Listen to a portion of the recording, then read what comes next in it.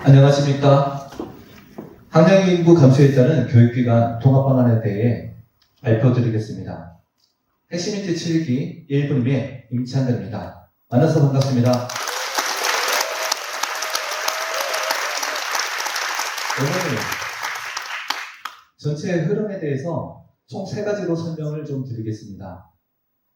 학령인구 감소에 따른 전국교육의 현실과 지금까지 정책적인 노력과 및 한계에 대해서 먼저 살펴보도록 하겠습니다. 그리고 이를 해소하기 위한 실효성이 있는 교육기관 통합 방안에 대해서 제안드리도록 하겠습니다. 먼저 시 한 편 감상해 보실까요? 난 우리 반에 친구가 없다. 나 혼자밖에 없다. 그래서 선생님이 나의 짝꿍이다. 근데 나이 차이가 너무 난다. 어떠세요? 마음이 아프시지 않으신가요? 이게 정말 아이를 위한 교육일까요? 안타깝게도 지금 이런 장면은 점점 더 많은 지역에서 현실로 나타나고 있습니다. 지금 이 시대 전국교육이 고민해야 될 시대적 아젠더, 키워드는 무엇일까요? 저희 분임에서는 학력인구 급감이라고 봤습니다. 이러한 변화 속에서 우리는 무엇을 준비해야 될까요? 저희는 그 해답을 교육기관 통합에서 찾고자 했습니다. 그러면 실제적인 데이터를 한번 보시겠습니다. 전국의 초, 중, 고 학생 수는 지속적으로 감소 추세에 있습니다. 특히 초등학교 학생 수는 단 10년 만에 48% 감소될 전망입니다. 전국의 지역별 초등학교 감소율을 한번 보시겠습니다. 농어촌 지역뿐만 아니라 전주, 군산, 익산 지역도 예외가 아니라는 것을 알 수 있겠습니다. 저희는 이 문제를 이렇게 표현하고 싶습니다. 수요는 급격히 줄고 있지만 행정 조직 구조는 그대로. 여러분 공감하시나요? 감사합니다. 2가지 구조적인 문제를 제기하고자 합니다. 첫 번째, 교육지원청의 경직된 조직 구조입니다. 지금 현재 교육지원청은 전주, 군산, 익산을 제외한 대부분의 교육지원청이 이과체제로 운영 중에 있습니다. 이 체제는 교육지원청의 기구 설치 기준에 따라서 인구수, 학생 수에 따라서 정해지게 됩니다. 근데 이 기준에 문제점이 하나 있는데요. 한선이 없다는 것입니다. 인구수, 학생 수가 얼마가 되든지 이과체제를 유지할 수 있습니다. 그러면 이 기준의 최저 기준인 인구 10만 이하 지역이 전국은 몇 개에 있을까요? 무려 10개 지역에 해당됩니다. 다만 교육부는 지역 실정에 맞게 교육지원청을 운영할 수 있도록 교육지원청의 설치, 폐지, 통합, 분리에 대한 권한을 지방 이양 추진정에 있습니다. 두 번째로 학교의 비효율적인 재정 구조입니다.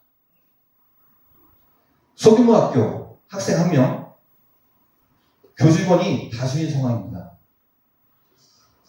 실제적인 사례로 A 공립학교는 학생 1명, 교직원 11명, 인건비를 제외한 24년도 예산액이 2억 원에 달합니다. B 사립학교 학생 12명, 교직원 12명, 교직원 11명, 인건비를 포함한 24년도 예산액이 11억 원에 달합니다. 학생 1인당 연간 1에서 2억 원을 사용하는 구조입니다. 만약에 해당 지역 주민들이 이 예산의 절반만이라도 부담한다면 과연 이 학교가 유지될 수 있을까요? 전국교육은 지금 이런 흐름에 있습니다. 학생은 줄고 구조는 그대로이며 예산은 더 들어가는 악순환에 빠질 수밖에 없습니다. 그러면 우리가 아무런 노력도 하지 않았을까요? 그렇지는 않습니다. 권역별 기능 거점형 교육지원청. 여러분 생각나시나요? 2010년 시설관리, 전산지원, 교육복지 세 가지 분야로 시범 운영을 하였습니다. 다만 2011년도에 전산지원만 남게 되었고요. 이마저도 2010년, 16년도에 중단되었습니다. 중단된 주요 사료는 원거리 학교에 대한 적극적인 대응의 한계와 현장 체감도의 부족 때문이었습니다. 다음으로 전북의 폐지학교 현황입니다. 1991년부터 2025년까지 공립학교는 무려 325개교가 폐지되었습니다. 다만 사립학교는 단 9개만 폐지되었는데요. 공립학교 대비 사립학교 폐지 비율은 2.6%에 불과합니다. 현재도 마찬가지로 공립학교 위주로 학교 폐지는 이루어지고 있습니다. 사립학교에 대한 폐지 유인책은 현재도 부재 중입니다. 그러면 우리는 어떻게 해야 할까요? 저희 분임에서는 교육기관 통합을 위한 정책 제안을 두 가지로 말씀드리고자 합니다. 첫 번째, 교육지원청 통합 운영 방안. 두 번째, 사립학교 통폐합 방안입니다. 먼저 영상 한번 시청해 보시겠습니다.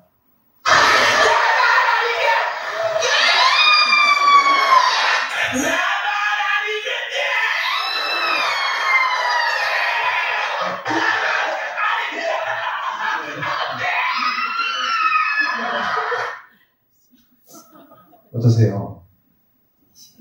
여러분, 우리의 당면한 과제에 대한 우리의 모습은 아닐까요? 교육기관 통합 쉽지 않습니다. 하지만 우리가 가야 될 길이라는 것을 확신합니다. 첫 번째로 교육지원청 통합 운영 방안입니다. 두 가지 모델을 통해서 설명을 드리겠는데요. 첫 번째 모델로 중심 거점 운영으로 소규모 지역을 통합하는 방안입니다.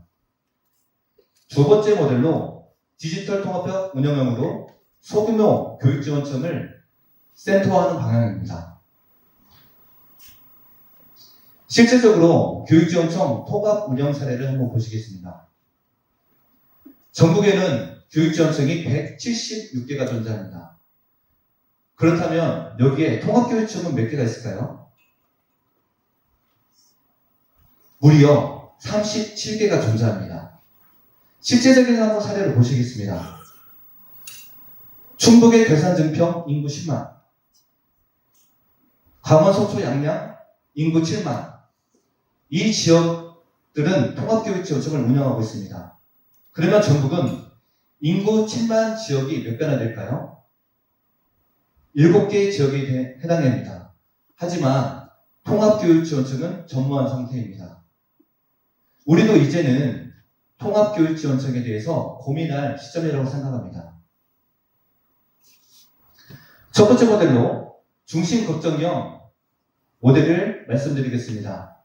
3개의 교육지원청을 하나의 거점교육지원청과 2개의 센터를 두는 방식입니다.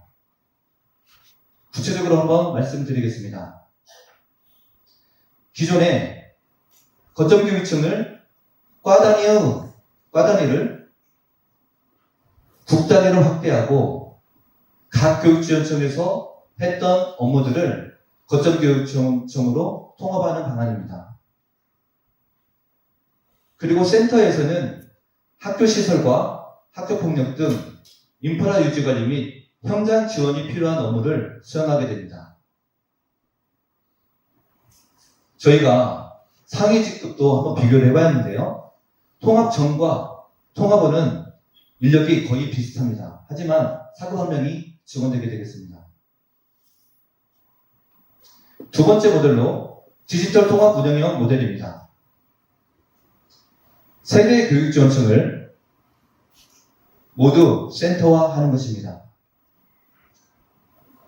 구체적으로 보시면요. 신설된 센터는 도교육청의 통합 운영국을 신설하여서 관리하게 되겠습니다. 그리고 해당 업무는 클라우드 기반 시스템으로 통합 관리하게 되겠습니다. 클라우드, 여러분 뜬구름 같은 얘기로 들리시나요? 실제적으로 저희가 경기도교육청을 방문했었습니다. 여기 한번 보실까요? 컴퓨터 밑에 컴퓨터 본체가 없습니다. 이미 경기도교육청은 클라우드 기반 업무 환경을 이미 구축하였고 운영 중에 있습니다. 그리고 스마트 워크 좌석 자율 시스템을 운영하고 있었습니다. 일주일마다 내 자리가 바뀌고 있었습니다. 모델 2도 모델 1과 마찬가지로 상위 직급은 거의 비슷한 구조입니다. 그러면 교육지원청을 통합했을 때 어떤 효과가 있을까요? 저희가 분석한 결과 직원이 10% 감축되게 됩니다. 이 감축된 인원은 신규 업무에 배치하든지 열악한 2인 행정실에 배치한다고 한다면 인력의 효율적인 운영이 가능하게 될 것입니다. 다음으로 여기까지 교육지원청 운영 통합에 대한 운영 방안에 대해서 설명을 드렸습니다. 다음으로 사립학교 통폐합 방안에 대해서 말씀드리겠습니다. 실질적으로 사립학교 통폐합은 공립학교 통폐합에 대해서 어렵습니다. 타시부의 실제적인 사례들은 우리에게 중요한 시사점을 줄 수 있는데요. 전남의 사례를 한번 보시겠습니다. 공사립 3개 중학교가 공립 한평중학교로 2017년도에 통합되었습니다. 공사립 3개 고등학교가 공립 학다리 고등학교로 2018년도에 통합되었습니다. 네, 학다리, 다리 역할은 제대로 한 것 같습니다. 전남의 경우를 보면 학교법인이 전 재산을 국고에 기부 체납하였습니다. 그리고 그 통합된 학교를 지역 거점형 운영학교로 만들었습니다. 이건 전국 단위로 모범적인 사례로 평가받고 있습니다. 다음으로 충북 사례인데요. 두 개의 중학교가 공립 강곡중학교로 2028년에 통합 예정입니다. 충북의 사례를 보면 학생 수가 감소하고 시설이 노후화되어서 통합을 처음으로 시작하게 되었다고 합니다. 그러면 이렇게 성공적인 사례만 있었을까요? 실패 사례도 있습니다. 여기 2개의 고등학교가 통합을 진행했었는데요. 최종적으로 학교법인의 이사회의 반대 때문에 통합이 무산되었습니다. 지금까지 3개 지역에 대해서 설명을 드렸는데요. 이 3가지 사례로 설명을 드리면 사립학교 통폐합은 학교법인의 의지가 매우 중요하다는 것을 알 수 있습니다. 그래서 저희는 제안드리겠는데요. 영세사학 해상 특례 제도입을 제안드리겠습니다. 현재 사립학교법에는 특례가 있는데요. 이 특례는 IMF 1998년 당시부터 2006년까지 적용이 되고 현재는 만료된 상태입니다. 이 특례의 주요 내용으로는 학교법인이 소유한 기본재산의 30% 범위 내에서 해상 장려금을 지급할 수 있도록 하거나 학교법인이 소유한 교육용 기본재산을 교육청에서 매입하는 것입니다. 이 특례를 적용하기 위한 2가지 방안을 말씀드리겠는데요. 첫 번째로 사립학교법을 개정하여서 적용 시한을 연장하는 방안입니다. 두 번째로는 전국특별법에 교육특례로 신설하는 방안입니다. 그러면 일반적인 해상과 특례 규정에 의한 해산이 어떻게 다를까요? 적용 범위를 보면 일반적인 해상 같은 경우 대학교까지 포함이 되어 있지만 특례 해산의 경우 고등학교 이하 학교만 해당합니다. 해산 사유로 보면 일반 해산은 같은 경우 포괄적으로 규정한 반면 특례 해산의 경우 학생 수 격감이라는 분명한 목적을 제시하고 있습니다. 그리고 해산 절차는 특례 해산의 경우 사학정비심사위원회를 설치하도록 하고 있고요. 국가 및 지자체의 지원도 받을 수 있습니다. 그러면 특례 적용 시 얼마나 예산 절감 효과가 있을까요? 저희가 5년 단위, 10년 단위로 비교를 해봤는데요. A중학교 61억 원, B중학교 54억 원, C중학교 48억 원의 예산 절감 효과가 있습니다. 이것을 한번 그래프로 나타내 보았습니다. 한 개의 학교당 평균 5년간 55억 원이, 그리고 10년간 115억 원이 예산 절감 효과가 있습니다. 법 제도 개선에 대해서 한 가지 더 제안드리고 싶은 것은 학교 법인이 해산 시 납부해야 하는 증여세를 면제하자는 것입니다. 다음으로 고용승계 및 재정 지원입니다. 첫 번째로 교직원 특별채용인데요. 공립학교를 통폐합했을 경우에는 다른 학교로 인사이동이 가능합니다. 하지만 사립교직원의 경우 통폐합 시 다른 학교로 이동하기는 정말 어렵습니다. 그래서 사립교직원들이 공립학교로 이동할 수 있도록 교직원 특별채용이 필요합니다. 두 번째로 명예퇴직금 지급인데요. 퇴직을 원하는 교직원이 있을 경우 관련 절차에 따라서 명예퇴직 수당을 지급하자는 내용입니다. 세 번째로 학교법인 재정 지원입니다. 현재 학교가 통폐합할 경우에 학교에 대한 인센티브는 많이 있는데요. 학교 법인에 대한 인센티브는 없습니다. 그래서 학교를 통폐합 경우에 회의나 그 다음에 관련 자문, 컨설팅, 관련 비용을 재정 지원하자는 내용입니다. 저희 군임에서는 교육기관 통폐합을 위한 정책 제안을 두 가지 드렸습니다. 첫 번째로 교육지원청 통합 운영 방안, 두 번째로 사립학교 통폐합 방안입니다. 마무리하겠습니다. 우리나라에 태풍이 몰려오면 초등학생들이 태풍에 땡땡에 많은 관심을 갖는다고 합니다. 땡땡은 무엇일까요? 예, 여러 가지 답이 있겠지만 정답은 경로입니다. 우리 학교를 날려버릴 것이냐 아니면 그대로 둘 것이냐. 초등학생들에게는 경로에 따라서 실수도 있고 실수 없을 수도 있기 때문입니다. 우리 교육도 마찬가지라고 생각합니다. 빠른 속도도 때로는 중요하지만 정확한 경로, 정확한 방향이 중요하다고 생각합니다. 오늘 우리가 드린 제안들이 전북교육 정책 방향에 올바른 방향으로 나아가는데 조금이나마 도움이 되었으면 좋겠습니다. 네, 감사합니다.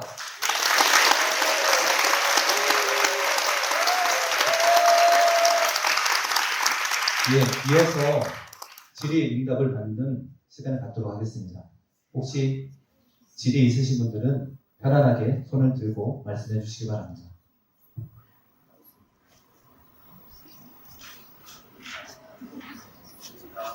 네, 너무 완벽한 발표였습니다. 네. 이상으로 마치겠습니다. 네, 이상으로 마치겠습니다. 감사합니다.